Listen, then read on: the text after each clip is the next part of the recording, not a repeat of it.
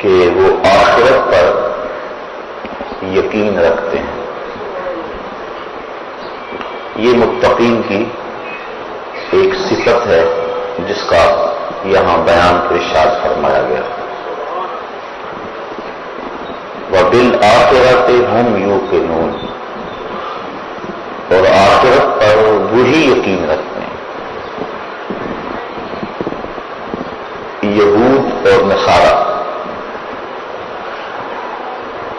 ان کے ہاں بھی آخرت کا تصور موجود ہے، بلکہ جو غیر الہامی دین ہیں ان میں بھی آخرت کا کچھ نہ کچھ تصور موجود ہے. آواگان کے نام سے ہو، تناسخ کے نام سے ہو، یا کسی اور انداز سے آخرت کا تصور ہر قوم اور ہر دین دھرم میں موجود ہے. لیکن یہود و نصارہ نے آخرت کا جو تصور پیش کیا وہ ناقص ہے. کہ جو غیر الہامی مذاہب ہیں ان کا تو معاملے الگ ہے، لیکن جو الہامی مذاہب ہیں ان کا تصور آخرت تو ایک جیسا ہونا چاہیے. لیکن تھا تو وہی آخرت کا تصور جو حقیقی طور پہ قرآن نے دیا، لیکن یہود نے اور نصارہ نے اپنی طرف سے اس میں ترمیم کر لی. مثال کے طور پہ یہودیوں نے یہ کہا کہ ہم جہنم میں نہیں جائیں گے اس لیے کہ ہم اولاد انبیاء ہیں، اور اگر ہم گئے بھی تو صرف 40 دن تک جہنم میں رہیں گے، اور وہ وہی 40 دن ہیں جب ہمارے آباء و اجداد نے بچڑے کی پرستش کی تھی. لہذا پہلے تو ہم جائیں گے نہیں، اور اگر گئے تو صرف لن تمسنا النار الا ایاما معدودہ، ہمیں آگ نہیں چھوئے گی مگر گنتی کے دن، یعنی وہ 40 دن. پرستش اور پوجا تو ان کے آباء و اجداد نے کی، تو ان کو یہ سزا کاہے کی؟ ایک بات. اور دوسری بات، یہ جو جرم کریں گے، یہ جو خطائیں اور غلطیاں کریں گے، اس کی انہیں سزا نہیں ہوگی. وہ کیوں؟ جو کیا ہے اس کی سزا نہیں ہوگی، اور جو نہیں کیا اس کی سزا ہوگی. تو عجیب قسم کا دین اور عجیب قسم کا عقیدہ انہوں نے اپنی خواہشات سے گھڑ لیا. عیسائیوں نے عقیدہ کفارہ گھڑا. عیسائی کہتے ہیں کہ حضرت عیسیٰ علیہ السلام کو بغیر کسی جرم کے سولی چڑھایا گیا. ہمارا عقیدہ یہ ہے حضرت عیسیٰ علیہ السلام کو نہ قتل کیا گیا اور نہ ان کو سولی چڑھایا گیا، بلکہ سلامتی کے ساتھ آسمان کی طرف اٹھا لیا گیا. قرآن مجید نے اسی چیز کو وضاحت کے ساتھ بیان فرما دیا.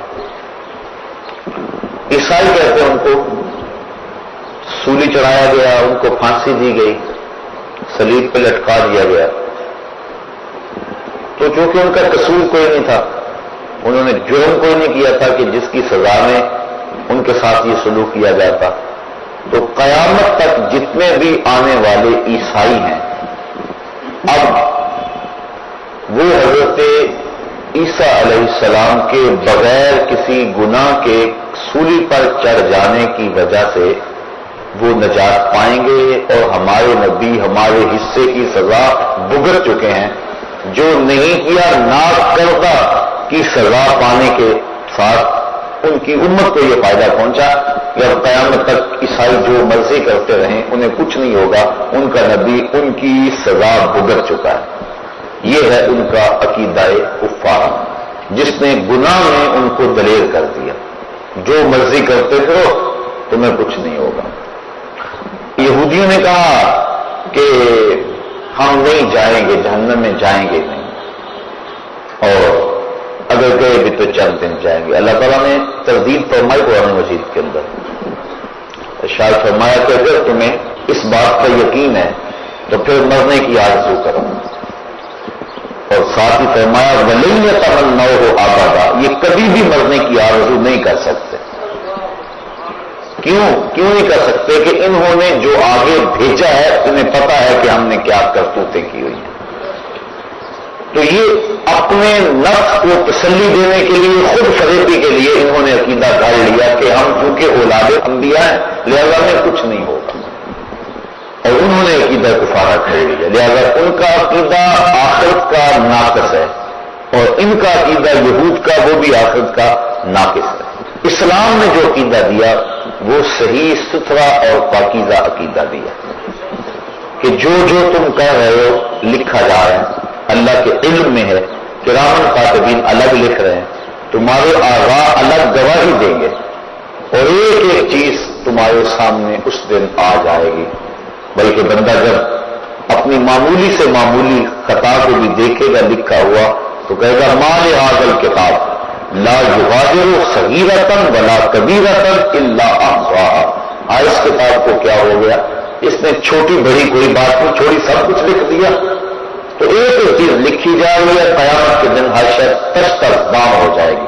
یوم تبلی السرائر فما له من قوۃ ولا ناصر، اس دن سارے راز کھول دیے جائیں گے، ہر شے سامنے آ جائے گی۔ تو اللہ تعالیٰ اگر چاہے گا تو اپنے کرم سے کسی کو معاف کر دے گا، لیکن اگر وہ سزا دینا چاہے تو کوئی شخص دم نہیں مار سکتا۔ اس لیے اس دنیا کے اوپر انسان سے گناہ سرزد ہو جائیں تو وہ توبہ کرے، توبہ سے گناہ ختم ہو جاتے ہیں، مٹ جاتے ہیں، بلکہ گناہ نیکیوں میں بدل جاتے ہیں۔ اور اگر وہ توبہ کے بغیر اس دنیا سے چلا گیا، اس کے نامہ اعمال کے اندر وہ گناہ موجود رہے تو پھر اس کو اس کی سزا بھگتنا ہوگی۔ اللہ اپنی مرضی سے چاہے تو درگزر فرما لے۔ جو حقوق العباد ہیں، بندوں کے جو حق ہیں، وہ قیامت کے دن بھی معاف نہیں ہوں گے، انہیں اللہ تعالیٰ جل شانہ صاحبان حق کے سپرد کرے گا۔ اور اگر کسی نے کسی کے 2 پیسے بھی دبا لیے ہوئے ظلمن تو 700 با جماعت نماز اس کے بدلے میں لے لی جائے گی۔ تو ہم دیکھیں کہ ہم کیا کر رہے ہیں اور کس جگہ پہ کھڑے ہیں اور اپنا کیا دھرا کیسے برباد کر رہے ہیں۔ تو عقیدہ آخرت جو اسلام نے دیا ہے اس سے بچنے کی امید بھی ہے، پکڑے جانے کا اندیشہ بھی ہے، لہذا بندہ اپنا احتساب رکھے اور قدم پھونک پھونک کے رکھے اور اپنے معاملات کو صاف رکھے۔ ہمارے بنیادی عقائد جو ہیں وہ 3 ہیں، عقیدہ توحید، عقیدہ رسالت اور عقیدہ آخرت۔ عقیدہ توحید اللہ تعالیٰ جل شانہ کو واحد احد صمد بے نیاز یکتا ذات میں صفات میں ماننا۔ عقیدہ رسالت کا اقرار اور اللہ تعالیٰ کی طرف سے جو خلق خدا کی رہنمائی کا نظام ہے اس کو تسلیم کرنا۔ تیسرا عقیدہ آخرت جس کی وضاحت آپ کے سامنے پیش کی گئی۔ یہ جو کفار مکہ تھے یہ توحید کا انکار نہیں کرتے تھے، بتوں کو شامل کرتے تھے ساتھ، یعنی وجود باری کا انکار نہیں کرتے تھے، اللہ تعالیٰ کے وجود کا ایمان رکھتے تھے لیکن بتوں کو بھی ساتھ شریک مانتے تھے، لہذا ان کے عقیدے میں خرابی آئی۔ رسالت کا بھی انکار نہیں کرتے تھے، رسالت کا حضور کے ساتھ جو انتصاب ہے اس کا انکار کرتے تھے، یعنی یہ اس بات کا انکار نہیں کرتے تھے کہ کوئی رسول ہوتا نہیں، وہ کہتے رسول ہوتے ہیں، لیکن حضور کے بارے میں کہتے تھے لست مرسلا، کہ آپ رسول نہیں ہیں، یعنی رسالت کا انکار حضور کی ذات سے کرتے تھے، نفس رسالت کے منکر نہیں تھے۔ لیکن تیسرا عقیدہ جو ہمارا اسلام کا بنیادی ہے عقیدہ توحید، اس کا وہ ڈٹ کے انکار کرتے تھے۔ وہ کہتے تھے یہ بات سمجھ سے باہر ہے کہ جب ہم مر جائیں گے ہماری ہڈیاں جو ہے وہ خاک میں مل جائیں گی تو دوبارہ کیسے ہمیں زندہ کیا جائے گا، اس بات کا وہ ڈٹ کے انکار کرتے تھے۔ جتنی بھی مکی آیات ہیں آپ پڑھ لیں، اس میں عقیدہ آخرت کا اس بات زوردار انداز میں کیا گیا۔ عموماً مکی آیات کے اندر چونکہ کفار آخرت کے عقیدے کا ڈٹ کے انکار کرتے تھے اور وہ کہتے تھے کہ یہ بات سمجھ سے باہر۔ سورہ یاسین کے اندر اللہ تعالیٰ جل شانہ نے ان کے اس اعتراض کو بیان فرمایا، ارشاد ہوا وَضَرَبَ لَنَا مَثَلًا وَنَسِيَ خَلْقَهُ، اس کی مثال کے جو اپنی خلقت کو تخلیق کو بھول گیا، کیا کہتا ہے قَالَ مَنْ يُحْيِي الْعِظَامَ وَهِيَ رَمِيمٌ، کہتا ہے ان ہڈیوں کو کون اٹھائے گا جبکہ یہ بوسیدہ ہو جائیں گے؟ جب خاک میں مل جائیں گی، گودے ختم ہو جائیں گے، ہڈیوں میں مٹی بھر جائے گی، تو ان ہڈیوں کو جوڑ کر دوبارہ انسان کیسے بنے گا؟ یہ وہ اعتراض کرتا ہے۔ قل کالا من یحیی العظام وہی رمیم، کہ کون ہڈیوں کو جوڑے گا جبکہ یہ بالکل بوسیدہ ہو جائیں گی؟ قل اے حبیب آپ فرما دیجئے یحییھا الذی انشأھا اول مرہ، ان ہڈیوں کو وہی جوڑے گا جب ہڈیاں بھی نہیں تھی جس نے انسان پیدا کر لیا۔ اب تو میٹیریل موجود ہے، بکھرا پڑا ہے، جب میٹیریل بھی موجود نہیں تھا، جب مادہ بھی موجود نہیں تھا، تو جس نے اس کو پیدا کیا اور پھر انسان بنایا، اب اس کے لیے ہڈیوں کو جوڑ کر انسان بنانا کون سا مشکل ہے؟ تو دو لفظی دو کو بڑا خوبصورت جواب دیا۔ حبیب آپ فرما دیں، کل آپ ارشاد کر دیں یحییھا الذی انشأھا اول مرہ، ان کو وہی دوبارہ زندگی دے گا، دوبارہ ان کو جوڑے گا کہ جس نے پہلی مرتبہ ان کی تخلیق کی، جس نے ہڈیوں کو پیدا کیا، ان کو جوڑ کے انسان بھی بنا لے گا۔ تو اور بھی دوسرے مقامات پر اللہ تعالیٰ جل شانہ نے ارشاد سورہ طارق کے اندر، جس مالک نے انسان کو صلب سے اور سینے کی پسلیوں سے نکالا، یخرج من بین الصلب والترائب انہ علی رجعہ لقادر، جب انسان کو تخلیق ہوئی تو وہ سینے کی پسلیوں سے اور صلب سے نکالا گیا، تو پھر اس کی تخلیق ہوئی اور کتنی منمونی صورت دے دی گئی۔ تو جب مالک نے وہاں سے نکال کر اتنی خوبصورت صورت سے اس کو نوازا، تو جب یہ قبر میں چلے جائے گا تو اس کو دوبارہ کیا اٹھانے پہ وہ قادر نہیں ہے؟ جو پسلیوں سے کھینچ کے انسان کو تعمیر کرتا ہے، جو صلب کی ہڈی سے انسان کو کھینچ کے تعمیر کر دیتا ہے، تو کیا وہ مرے ہوئے انسان کو دوبارہ زندگی نہیں بخش سکتا؟ تو اس بات فرمایا گیا عقیدہ آخرت کا، اس کے دلائل قرآن مجید کے اندر جگہ جگہ پھیلے ہوئے ہیں، بالخصوص مکی آیات کے اندر اس کو بڑی وضاحت کے ساتھ بیان کیا گیا ہے۔ تو یہ ہمارا بنیادی عقیدہ ہے، عقیدہ آخرت، کہ ہم دنیا پہ جو کچھ کر رہے ہیں اللہ کے حضور ایک ایک چیز کا حساب دیں گے۔ موت برحق ہے اور کسی کو موت سے چھٹکارا نہیں ہے، اور اس کے بعد برزخ کی زندگی کا آغاز ہونا ہے۔ قبر یا تو جنت کے باغوں میں سے ایک باغ ہے یا جہنم کے گڑھوں میں سے ایک گڑھا ہے۔ اس کے بعد پھر حشر برپا ہوگا، لوگ قبروں سے اٹھائے جائیں گے۔ حشر کا ایک دن 50,000 سال پہ مشتمل ہوگا، ترازو نصب ہوگا، لوگوں کے اعمال تولے جائیں گے، اچھے برے اعمال کا وزن ہوگا۔ آج جو پلڑا بھاری ہوتا ہے وہ نیچے کو جھک جاتا ہے، لیکن میزان کا معاملہ برعکس ہے، جو پلڑا بھاری ہوگا وہ اوپر کو اٹھے گا، چونکہ نیکیاں نور ہوتی ہیں اور نور کی اٹھان اوپر کی طرف ہوتی ہے، تو وہ بھاری پلڑا جو ہے وہ اوپر کی طرف اٹھے گا۔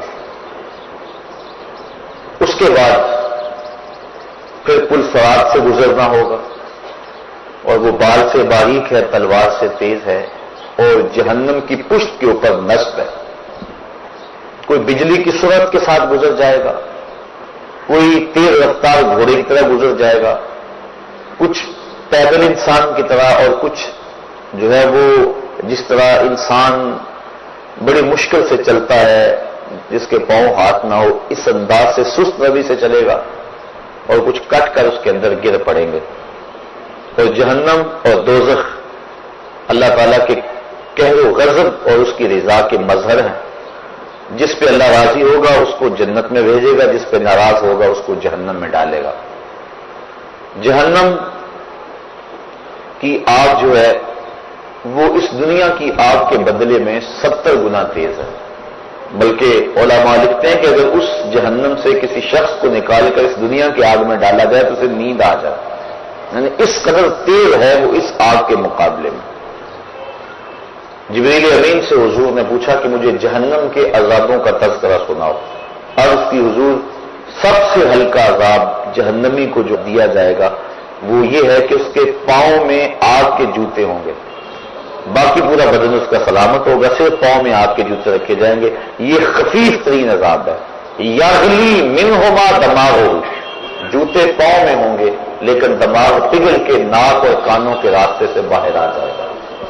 یہ سب سے ہلکے عذاب کی کیفیت ہے، جو سخت عذاب ہے الیاذ باللہ۔ اس میں بڑی بڑی گہری وادی ہیں، جہنم میں اس میں چیخے گا، پکارے گا، 70 سال تک اس کی آواز کوئی نہیں سنے گا، اور 70 سال کے بعد داروغہ جہنم جھڑک کے کہے گا، بول کیا بولنا ہے؟ وہ کہے گا کہ مجھے پانی دو، تو اس کو پھر پانی دیا جائے گا۔ کون سا پانی؟ مائے معین نہیں، سلسبیل نہیں، کوثر نہیں، تسنیم نہیں، کون سا پانی؟ اس کو مائے حمیم پلایا جائے گا اور غسلین دیا جائے گا۔ مائے حمیم اتنا گرم اور کھولتا ہوا پانی ہوگا کہ جب اس کو کٹورے میں ڈال کر اس کے سامنے رکھا جائے گا، وہ پینے کے لیے منہ آگے بڑھائے گا، اس سے اٹھنے والی بھاپ سے اس کے منہ کی کھال ادھر کے اس پیالے میں گر پڑے گی، لیکن اس کے باوجود اس کو پینا پڑے گا۔ یہ اس کے عذاب کی ایک صورت ہوگی۔ اور غسلین جہنمیوں کے پیپ کا پانی ہوگا۔ اللہ اکبر، الیاذ باللہ۔ اور وہ اتنا بدبودار ہوگا، امام ابو رجب حنبلی لکھتے ہیں اگر غسلین کا ایک قطرہ اب دنیا پہ ڈال دیا جائے تو اس کی بدبو سے انسان تو انسان رہے، جانوروں کے دماغ بھی پھٹ جائیں، اور اس کو وہ پانی پینا ہوگا۔ اس نے اللہ کی نافرمانی کی، اس کے حکموں کو توڑا اور اپنی منشا اور مرضی اور خواہش کے مطابق چلتا رہا، تو کل قیامت کے دن سخت اس کو تکلیف اٹھانا ہوگی۔ جنت اللہ کی رضا کا منظر ہے، اور وہاں زمین کستوری کی ہے۔ اللہ تعالیٰ جل شانہ نے اس کو رنگا رنگ باغوں سے سجایا ہوا ہے۔ مائے معین، کوثر، سلسبیل کی نہریں چلتی ہیں، دودھ کی نہریں چلتی ہیں۔ 500 سال کی مسافت پر اونچے اس کے درخت ہیں جن کے اوپر پھل لٹک رہے ہوں گے، اور جب جنتی آرزو کرے گا شاخ جھک کے منہ کے قریب آ جائے گی۔ مختلف پانی اس کو دیے جائیں گے، لیکن سب سے بڑا جنتی کے لیے اعزاز یہ ہوگا، پورے پلائیں گے اس کو، غلمان پلائیں گے، لیکن سب سے بڑا اس کے لیے یہ اعزاز ہوگا وَسَقَاهُمْ رَبُّهُمْ شَرَابًا طَهُورًا، کہ ان کا رب دست کرم سے شراب طہور کے جام پلائے گا۔ تو یہ ساری چیزیں آخرت سے متعلق ہیں۔ جہنم اور جنت، پلسرات، میدان حشر۔ میدان حشر کی سختیاں بھی بہت ساری بیان ہوئی کہ لوگ اپنے اپنے گناہوں کے سبب سے پسینے میں شرابور ہوں گے۔ حضور ارشاد فرمایا کہ لوگ قبروں سے برہنہ اٹھائے جائیں گے، تو ام المومنین حضرت عائشہ صدیقہ رضی اللہ تعالیٰ عنہ کب کپا گئی، کہ حضور ایک دوسرے سے شرم نہیں آئے گی؟ فرمایا عائشہ معاملہ تو اس سے بھی سخت ہے، کسی کو ہوش رہا تو شرم آئے گی نا۔ ہر ایک کے طوطے اڑے ہوئے ہوں گے، ہوش اڑے ہوئے ہوں گے، عجیب کیفیت ہوگی۔ اللہ اکبر، لوگ اپنے اپنے گناہوں کے سبب پسینے میں شرابور ہو کے، کوئی گھٹنوں تک، کوئی ٹخنوں تک، کوئی کمر تک، اور کسی کو پسینے کی لگام دی جائے گی، اور وہ یہ یوں پسینہ نہیں ہوگا جس کا ہمیں پسینہ آتا ہے، وہ گرم ہوگا، گرم۔ اگر اس کا ایک قطرہ احد پہاڑ پہ رکھا جائے تو وہ پگھل جائے، اور اس پسینے کا ایک قطرہ اگر دنیا پہ ڈال دیا جائے بدبو سے دماغ پھٹ جائے۔ اس پسینے سے اپنے اپنے گناہوں کے سبب سے لوگ شرابور ہوں گے، لیکن کچھ لوگ ایسے ہوں گے جن کو اللہ کی رحمت کے سائے ملیں گے۔ وہ بخاری شریف کی روایت، حضور نے ارشاد فرمایا سبعۃ یظلھم اللہ تعالی فی ظلہ یوم لا ظل الا ظلہ، امام عادل وشاب نشأ فی عبادت اللہ۔ 7 اشخاص ایسے ہیں کہ قیامت کے دن جب کوئی سایہ نہیں ہوگا، اللہ انہیں اپنی رحمت کے سائے میں رکھے گا۔ وہ 7 اشخاص کون ہیں؟ امام عادل، عادل حکمران۔ دوسرا وشاب نشأ فی عبادت اللہ، وہ جوان جس کی جوانی اللہ کی عبادت میں گزری۔ آج ہم سمجھتے ہیں یہ جوانی ہے، اس کو منشا اور مرضی کے مطابق گزارنا چاہیے۔ ابھی تو یہ جوانی کی بہاریں ہیں، ترنگ ہے، تو ابھی تو پورا نفع حاصل کرنا چاہیے جوانی سے۔ ابھی سے جا کے مسجد میں بیٹھ جائیں، اللہ اللہ کرنے لگ جائیں، فقیروں کی صحبت میں بیٹھیں، علماء کی مجلس اختیار کریں، اچھی محافل میں پہنچیں۔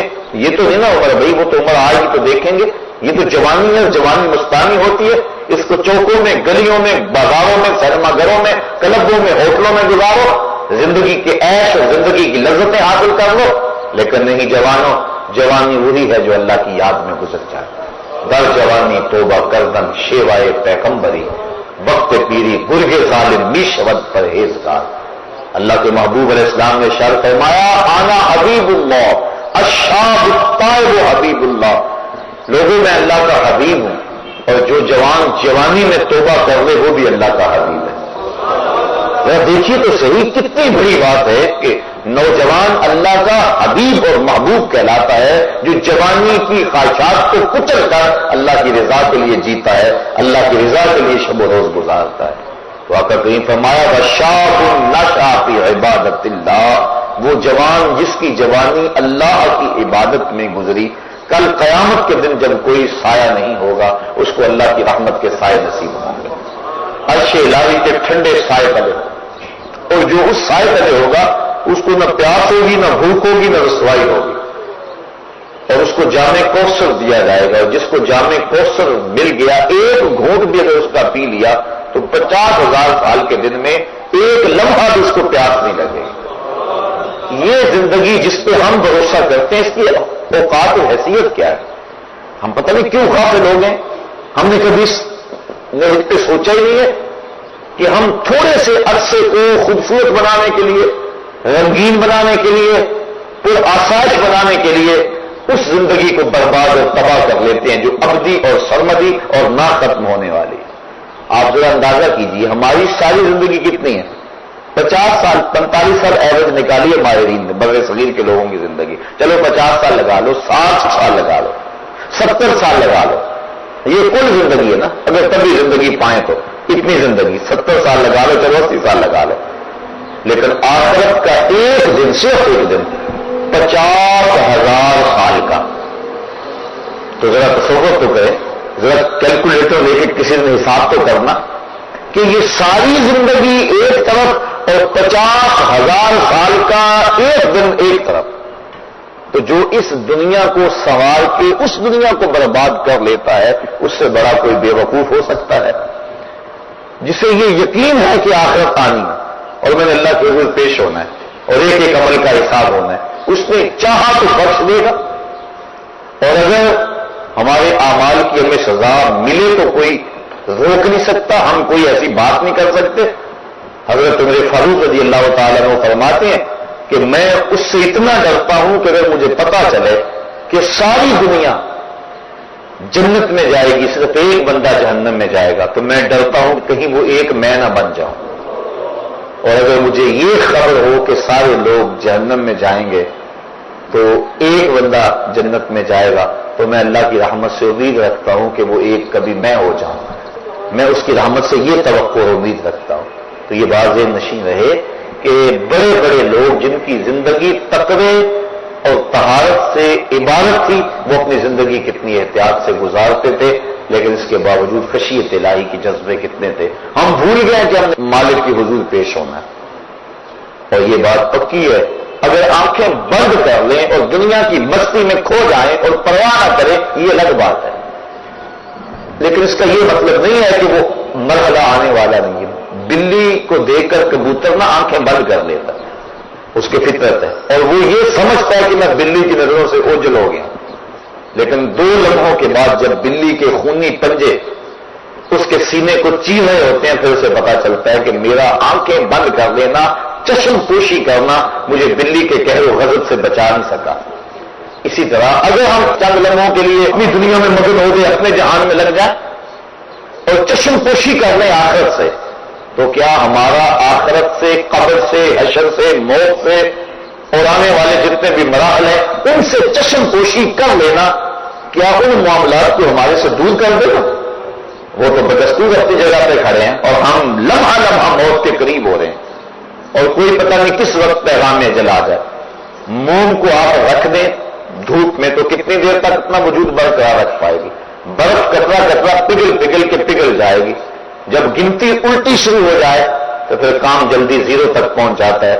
یہ سانسوں کی گنتی الٹی شروع ہے، زندگی کی برف پگھل رہی ہے، ہم سمجھتے ہیں ہم بڑے ہو رہے ہیں لیکن ہم چھوٹے ہو رہے ہیں. ایک ایک لمحہ ہمارا ایک ایک قدم اٹھنے والا موت کے قریب ہو رہا ہے اور موت کے قریب ہم پہنچ رہے ہیں لیکن اس کے باوجود کتنی دیدہ دے رہی ہے کہ ہم اس کی تیاری نہیں کرتے. وہ شخص کتنا غافل ہے جسے یہ یقین ہے کہ موت آنی ہے اور میں نے اللہ کے حضور پیش ہونا ہے اور میرے ایک ایک عمل کا حساب ہونا ہے, اور پھر وہ پریشان نہیں ہوتا اور اچھے اعمال کی کوشش نہیں کرتا. تو آخرت کا عقیدہ ہمیں جو مسلمانوں کو عقیدہ یاد کر دیا گیا ہے, یہ عقیدہ انسان کی زندگی میں عمل کی بہار لاتا ہے, رونق لاتا ہے عمل کی, کہ چلے گئے دوسرے مہینے بھی چلے جانا ہے اور وہاں ایک ایک ذرے کا حساب لیا جانا ہے. ثم لتسألن یومئذ عن النعیم, اس دن ایک ایک نعمت کے بارے میں پوچھا جائے گا. آج مجھے بھی موقع ہے, آج آپ کو بھی موقع ہے. آج زندگی کی ڈوری لٹکی ہوئی ہے, سانس چل رہی ہے. آج اگر توبہ کریں تو توبہ کا دروازہ کھلا ہوا ہے. آج اگر ہاتھ پھیلائیں تو مالک قریب ہو کے بندوں کی سن رہا. ابھی مغرب سے سورج طلوع نہیں ہوا, ابھی باب توبہ واہ ہے, کھلا ہوا ہے. ہماری زندگی, صحت, سب کچھ موجود ہے. اب اگر ہم اس کے حضور توبہ کے آنسوؤں سے اپنے گناہوں کے دفتر میں لکھی ہوئی بدیوں کو مٹانے کی کوشش کریں تو وہ مٹ سکتی ہیں, بلکہ وہ نیکیوں میں بدل سکتی ہیں. کیونکہ اللہ تعالیٰ نے قرآن مجید میں فرمایا ہم ان کے گناہوں کو نیکیوں میں تبدیل کر دیتے ہیں جو سچی توبہ کرتے ہیں. التائب من الذنب کمن لا ذنب لہ, گناہوں سے توبہ کرنے والا ایسا ہے جس طرح اس نے کوئی گناہ کیا ہوا ہی نہیں ہے. سارے گناہ اس کے مٹ جاتے ہیں, وہ ایسے پاک ہو جاتا ہے جس طرح ماں کے پیٹ سے اس نے جنم لیا ہوا. یہ کتنی کرم نوازی. اگر ایسا موقع بھی نہ دیا جاتا جو کرنے سے اس کی سزا ہو کے رہنی ہے, پھر تو پھنس گئے تھے, مسئلہ بن گیا تھا. لیکن یہاں ہے تم نے جتنے مرضی گناہ کیے ہیں آؤ مالک کی چوکھٹ پہ آ جاؤ, ندامت کا اظہار کرو, شرمسار ہو جاؤ اور ہاتھ پھیلا کے کہو مالک ہم سے غلطی ہوگی, ہم تجھے بھولے رہے, دنیا کی بھول بھلیوں میں پھنسے رہے, ہمیں پتہ ہی نہیں کرتے تیرے حضور ہم نے پیش ہونے اور اس کا اذعان و یقین تو تھا, لیکن شیطان نے ایسی غفلت طاری کر دی کہ ہم سے کتنی خطائیں سازد ہوگی. اب دیکھ تیرے بندے پلٹ کے بلا کر تیری چوکھٹ پہ آ گئے نا, مالک تو کریم ہے ہمیں معاف کر دے.